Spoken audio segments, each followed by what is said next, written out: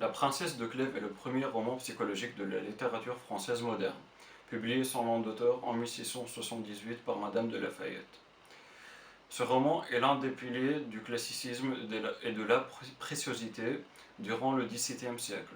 J'ai apprécié ce roman car il met en évidence une idée que j'adopte, c'est que la société n'est qu'une réflexion de l'état d'âme des individus. Ce qui rend cette analyse plus pertinente à mes yeux, c'est la redondance et la persistance de cette situation paradoxale dans la société actuelle, avec l'existence d'un décalage entre la couche politique malhonnête, superficielle et qui tend vers le sécularisme et un peuple qui s'accroche aux principes religieux et plutôt conservatif, ce qui donne naissance à un déséquilibre et une instabilité politique, et même l'extrémité religieuse.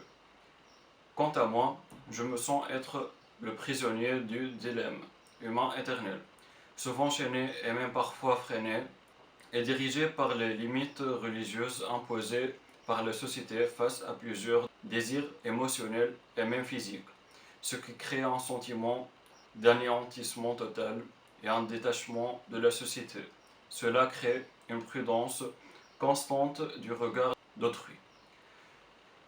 Ce détail a rendu l'identification au personnage de Madame de Clèves plus facile, voire spontanée, et c'est une expérience que j'ai vraiment savourée en lisant l'œuvre en outre.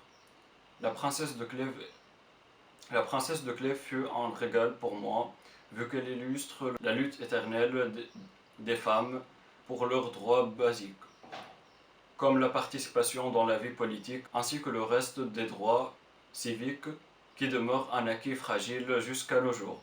Personnellement, je considère cette lutte comme une guerre, ou un processus encore inachevé, qui mettra en question les différentes sociétés et cultures humaines.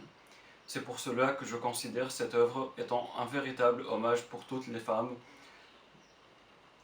militantes et une attestation de l'ignorance de la société à l'égard de ce problème.